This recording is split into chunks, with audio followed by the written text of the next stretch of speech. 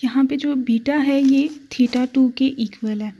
जो scattering angle of mass ये m2 है ना, ये इसके equal beta is equal to theta 2 है।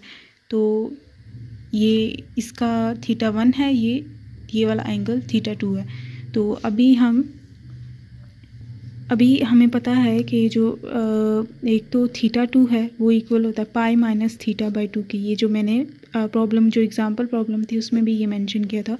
और दूसरा ये फॉर्मूला था tan theta 1 is equal to sine theta divide by cos theta plus m1 divided by m2। ये वही फॉर्मूलाज हैं जो हमने फर्स्ट प्रॉब्लम में भी किए थे। तो इन्हीं से हम अब बीटा जो कि थीटा 2 था उसकी वैल्यू निकालेंगे इन टर्म्स ऑफ थीटा 1। तो इसको पहले सॉल्व करते हैं। यहाँ पे हमने लार्जेस्ट स्फीयर यूज़ किया है ना, लार्जेस्ट स्फीयर का मास काफ़ी ज़्यादा है, जबकि जो पहला वाला पार्टिकल है उसका मास काफ़ी कम है। हमने ये क्योंकि ये लार्जेस्ट स्फीयर है और ये स्मॉलर है, तो हम ये कहेंगे कि जो m2 है बहुत ज़्यादा है एज़ कम्पेयर टू m1। तो हम ये कहेंगे कि m1 डिवाइडेड बाई m2 जो है, क्योंकि डिनोमिनेटर जो है काफ़ी बड़ा हो गया है, तो ये जो रेशो है वो अप्रॉक्सीमेटली 0 के इक्वल होगी। तो यहाँ पे इसे हम 0 के इक्वल पुट कर देते हैं और देखते हैं क्या होता है। टेन थीटा 1 जो है वो अप्रॉक्सीमेटली फिर इक्वल हो जाएगा sine theta by cos theta. अब sine theta by cos theta equal होता है टेन थीटा के। तो ये टेन थीटा और टेन टेन कैंसिल, तो थीटा 1 अप्रॉक्सीमेटली इक्वल हो जाएगा थीटा के।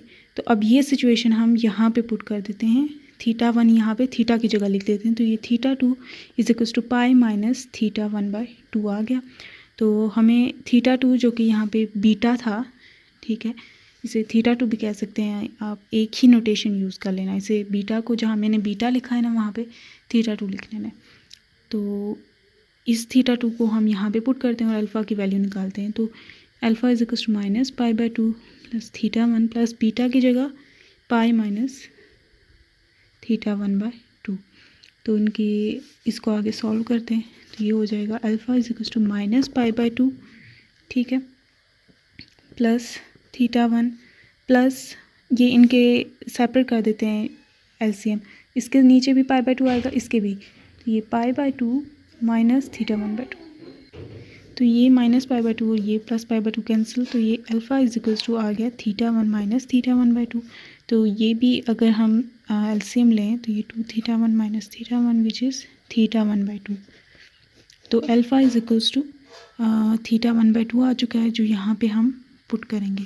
तो ये B is equals to R plus capital R cos theta 1 by 2 आ चुका है। अब ये b आ चुका है इन टर्म्स ऑफ थीटा 1, और हमने क्या करना है, b यहाँ पे ये वाला पुट करेंगे और उसके साथ साथ D B by D theta 1 calculate करेंगे, इसका derivative with respect to theta 1 लेके। तो फिर जस्ट हमें वैल्यूज़ पुट करनी होगी और सिंप्लीफाई करेंगे तो आंसर आ जाएगा।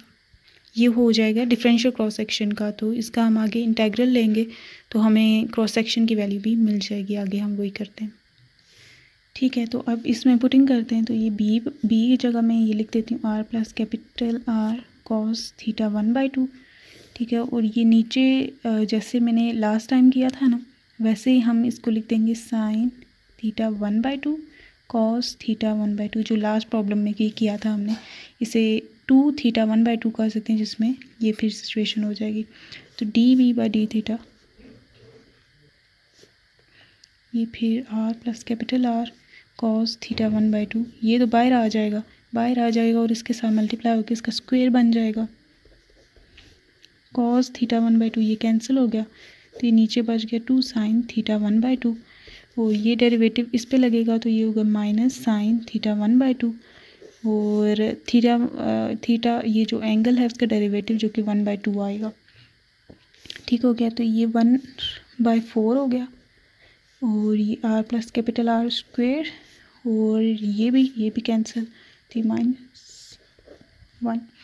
तो अब ये माइनस साइन क्रॉस सेक्शन में अननेसेसरी है, इसका मैग्नीट्यूड लिया जाता है। तो ये मैग्नीट्यूड अगर लें तो ये 1/4 R plus capital R square.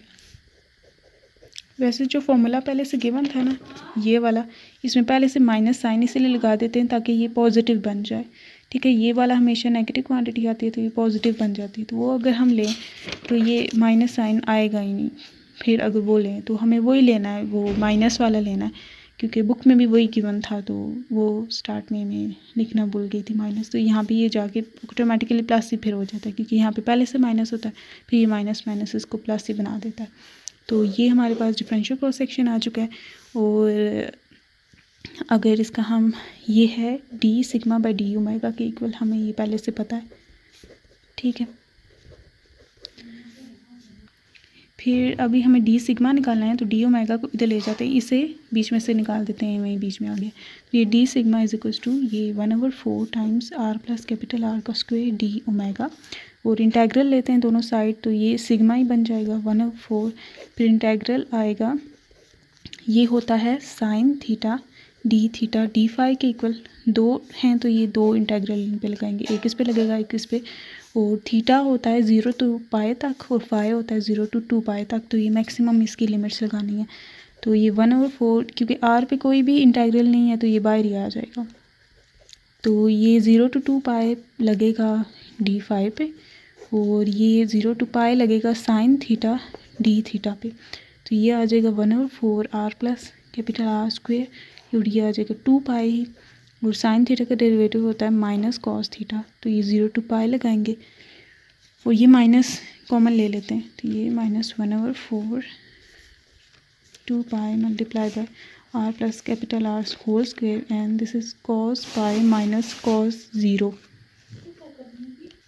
फिर इसको अगर हम फर्दर सॉल्व करें तो ये 2 तो ये माइनस पाई बाय 2, ये R plus capital R square, और कॉस पाई होता है -1, और ये कॉस 0 होता है 1, तो ये -2 बन जाएगा। तो माइनस पाई बाय 2